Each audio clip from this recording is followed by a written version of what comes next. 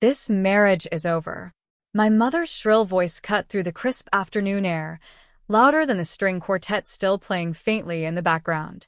Then, before I could turn fully to face her, she shoved me, right in the middle of the marble garden stage, in front of 200 guests, in front of the man I was just about to marry. Before we begin, drop a comment and tell us what would you do in this situation? Be honest, tell me in the comments below. We read every comment. Let's begin. I fell hard, landing with a sharp thud on the stone steps. The crowd gasped in unison as my bouquet went flying, scattering white peonies across the aisle. "You're marrying a failure," she shouted again, face twisted with rage. And then came my father, slowly walking up, calmly brushing invisible lint off his tuxedo. He didn't help me up. He didn't even flinch. Instead, he looked at the crowd and said with a smile, "She's always been a disappointment." Laughter rippled through the left side of the garden, the relatives section.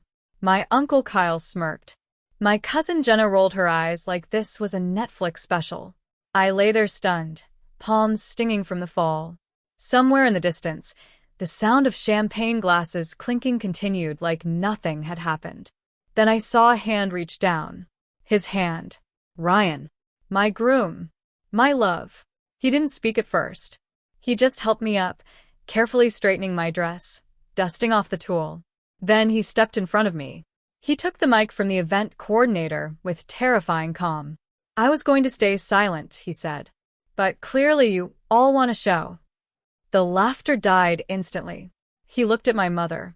"You called me a failure?" She crossed her arms. "You work in a garage." He nodded once. "That's what you think." Then he reached into his blazer pocket and pulled out a small, black folder. He opened it slowly and held up the cover. And just like that, everything stopped. Gasps. Murmurs. One lady in the back dropped her champagne flute. On the cover, Sinclair Enterprises, Trustee Transfer Files. Name, Ryan Alexander Sinclair. My mother's jaw clenched. My father took a step back. And my cousin Jenna suddenly sat down like she might faint. Ryan looked at them and said evenly, "I am not the failure in this story. I'm the only son of Alexander Sinclair. And your daughter just became the future CEO of a $42 billion empire." The garden went dead silent. All you could hear was the wind brushing through the trees. And me? I stood tall, still shaken, dress slightly torn, cheeks burning, but finally holding the mic. I looked right at my parents and whispered into it for everyone to hear. "Should have let the wedding finish." The silence didn't last long. In luxury weddings, silence is dangerous. It lets truth echo. And that's exactly what happened. Gasps turned into whispers. Whispers turned into stares. People craned their necks to get a better look at the man who had just flipped the entire power dynamic of the day. The man they thought was a nobody was actually someone they feared. Ryan Sinclair, heir to the Sinclair estate. A man who could buy the entire venue without blinking, and maybe already had. My mother's face twisted, but this time not in power. In panic. She stepped forward, tried to chuckle through it. "Ryan, sweetheart, you could have just told us. Of course we would have welcomed you. We had no idea." Ryan stared at her, like someone inspecting a smudge on a mirror. "You screamed at your daughter," he said. "You pushed her off a stage." His voice dropped lower. "You humiliated her for who you thought I was." My father, voice strained, tried to salvage what little dignity he had left. "Look, Ryan, we may have overreacted, but you can't expect us to just hand her off to someone who, well, looked like a commoner. You drove a beat-up pickup. You wore thrift clothes. You." Ryan's lip curled. "That truck was my grandfather's. I wear what I want. I wanted your daughter, not your approval." Boom. That one sentence hit harder than the fall I had taken minutes ago. I saw Aunt Marlene whisper something to Uncle Greg. He turned pale. I caught a few muttered words. "Sinclair contracts, we just signed a deal." And then it dawned on me. This wasn't just about family. This was business. Real power. Real consequences. Ryan turned back to the crowd and said flatly, I know many of you here have smiled to my face while gossiping behind our backs. I know which one of you called her a desperate gold digger on Facebook. I know who said I was probably a mechanic with a ring on layaway. He scanned the rows of guests. No one dared look up. Just know, he continued, those screenshots are saved. And legal has them now. Several people sat down instantly. One woman near the dessert table dropped her macaroon. And then Ryan turned to me, eyes soft, fierce, unshakable. You're not marrying into wealth. You're claiming your crown. You've already earned it by being the only person in this entire garden who knows how to love without condition. I could barely swallow the lump in my throat. And still, my mother wouldn't give up. You think this will scare us? You think money means you can rewrite what she is? Ryan's expression turned to stone. I'm not trying to rewrite anything, he said. But I will make sure the world sees the truth. Starting with your eviction notice. She blinked. What? I bought your mortgage this morning. You now rent from Sinclair Holdings. Consider this your final warning. Gasps again. Someone near the bar murmured, Oh my God. My mother stared at me now, not as a daughter, not as her own blood, but like a stranger who had somehow slipped through her iron grip. And I finally found my voice. I begged you for respect, I said. Not your money, not your blessing, just for you to stand by me. I looked around at the white roses, the guests, the shattered glass on the floor. You stood by your ego instead. Then I dropped the mic. Literally. It landed with a loud thud. And, for once, no one tried to pick it up. The clatter of the microphone hitting the marble echoed longer than it should have. Maybe because no one dared move. Not even the breeze stirred. I turned away from my mother. Away from the expressions, some shocked, some embarrassed, some smug, now melting into shame. The white roses that decorated the trellises swayed slightly as I walked back toward the center of the platform, but this time, not as the girl they mocked. This time, I stood tall beside a man who didn't need a last name to be powerful, because his presence alone demanded reverence. Ryan stepped closer, hand hovering just slightly over the small of my back. He wasn't trying to hold me up. He knew I could stand just fine. But he was there, like he always had been, quiet, consistent, unshaken. Should we continue? He asked me gently. I looked at the wedding officiant, who had frozen behind his podium, still clutching the vows we never got to say. I smiled slightly. We will, but not for them. Ryan tilted his head, curious. Then for who? For us, I said. And for every woman who's ever been pushed off a stage by her own parents, only to rise again. There were murmurs different this time. Not cruel, not mocking, just whispers of awe. People shifting in their seats. A few even stood. And then, wait, a voice called from the back. We all turned. It was my grandmother, 87 years old, wrinkled, regal, leaning on a silver cane. She hadn't said a word the entire time. Not when I was pushed. Not during the reveal. Not during the fallout. She stepped forward now, with more authority in her frail bones than half the crowd combined. I want to say something, she declared. No one stopped her. Not even my mother. She climbed one marble step at a time, shoes clicking softly, until she stood between me and Ryan. She looked at him first. You're Alexander's boy? Ryan nodded. Yes, ma'am. She smiled faintly. He had the sharpest mind I ever saw, and the kindest heart. Then her eyes turned to me, and in front of everyone, she took both my hands in hers. I knew the day you were born, Alyssa, that there was something unbreakable in you. Your mother, my daughter, lost herself in pride and image. I prayed you wouldn't follow. Her voice trembled, but not with fear. I never imagined you'd surpass her in grace this early. But you did.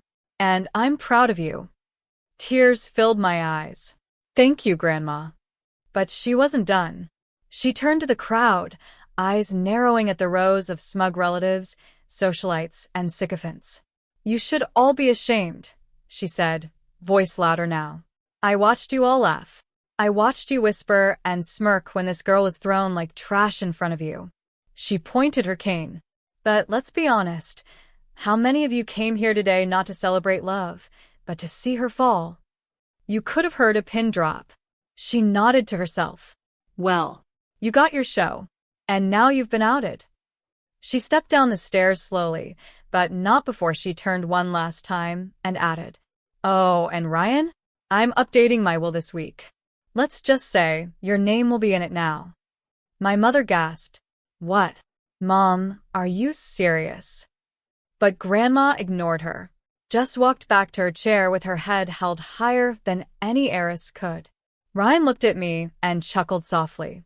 Remind me never to cross your grandma. I smiled through the tears. You'd lose. Just then, the officiant finally cleared his throat. His voice shook as he asked, "Should we proceed with the vows?" Ryan looked at me. I looked at him. And in that instant I realized something. We didn't need a wedding. Not really. We had something far more sacred than a ceremony. A bond that had survived humiliation. That had stared power in the face and didn't blink. Still, I nodded. Yes, I said, voice strong now. Let's finish what we started. The vows were spoken, not with trembling voices or rehearsed lines, but with gritted emotion and the kind of unbreakable certainty only earned through fire. We didn't say, "Till death do us part." We said, "I choose you, even when the world turns its back. I stand with you, even when my own blood pushes me to the ground." And when the officiant finally declared us husband and wife, there was no applause, just stunned silence, because the real ceremony had already happened. But the story wasn't finished. Not even close. As the soft hum of strings resumed and the guests hesitantly moved toward the reception area, awkward, stiff, pretending to be civilized, Ryan leaned over and whispered, "Are you ready for the rest?" I blinked. There's more? His jaw flexed. There's always more when it comes to people like your father. We didn't go to the dance floor. We went straight to the media table. That's where Ryan had left a sealed folder earlier, before the ceremony. He picked it up now, the Sinclair crest glowing faintly in the sunlight. What's in there? I asked. Ryan exhaled. Everything. He didn't explain more. Not until he walked up to the microphone again. Some people were already halfway through champagne. My mother was pretending to laugh with a group of guests like nothing had happened. My father was on his phone, probably calling PR damage control. Ryan tapped the mic twice. "Ladies and gentlemen," he said, "before we end this, I'd like to share a small gift with the bride's family." My mother froze. My father's face turned pale.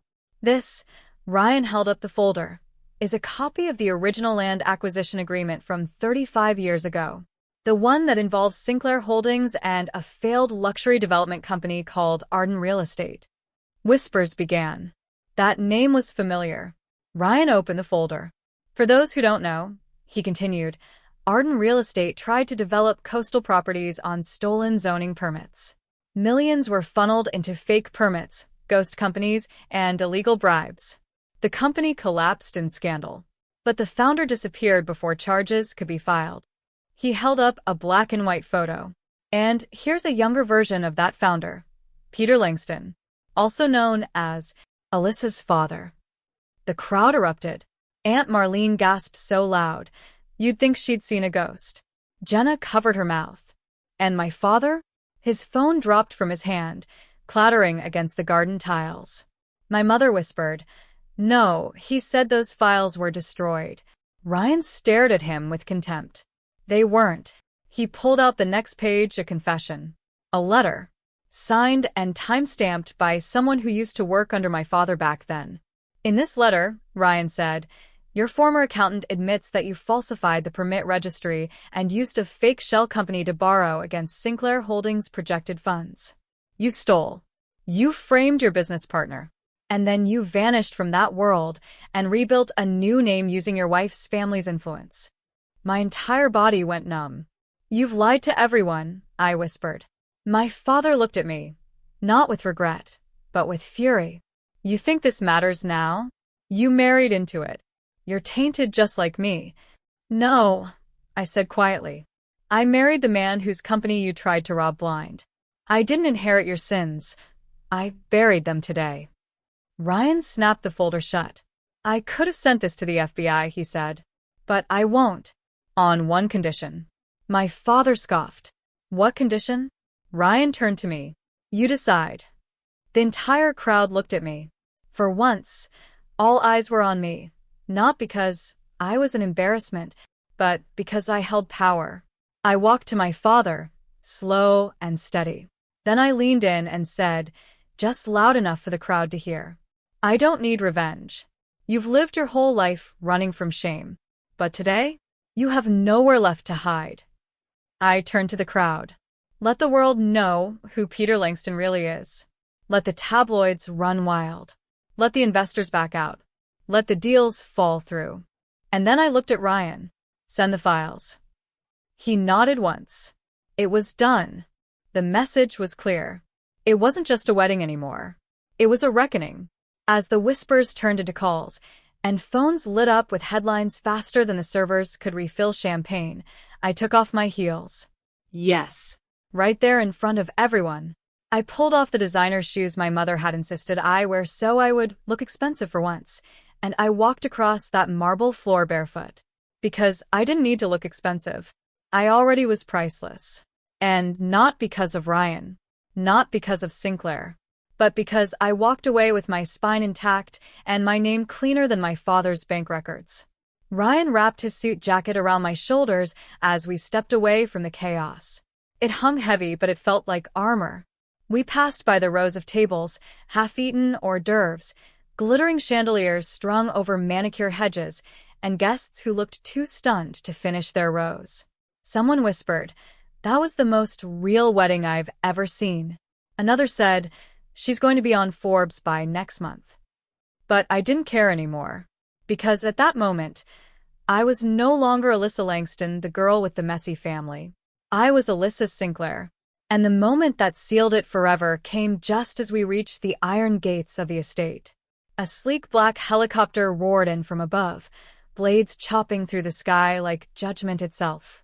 It descended right onto the estate's landing pad, on the far end of the property, kicking up gusts of rose petals and shaking the trees as gasps filled the air. My mother clutched her hair. My father backed away from the wind. My relatives ducked and covered like it was the apocalypse. Ryan just smiled. He held my hand tighter and whispered, time to rise above them, literally.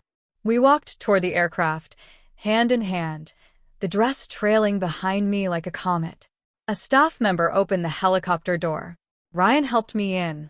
And as we lifted off the ground, I turned back one last time. Below us? My mother, still frozen. My father, pale and humiliated. The guests, racing to figure out which side to be on now that the tide had turned. And me? I was rising. As the mansion and marble stage became smaller beneath us, Ryan handed me a single envelope. Inside, a photo of a beachfront estate in Maui, with my name on the deed. I bought this months ago, he said, brushing a strand of hair behind my ear. I had a feeling you'd need a place where no one ever pushed you off a stage again. I laughed through a tear. You really think of everything? He kissed my forehead. No, just you. The clouds swallowed us soon after. But below, a storm had begun. Not from rain, from truth. And I never looked back. If this story hits you even a little, just hit that like button. It helps more than you think. Don't forget to subscribe if you've ever felt this kind of pain. You're not alone.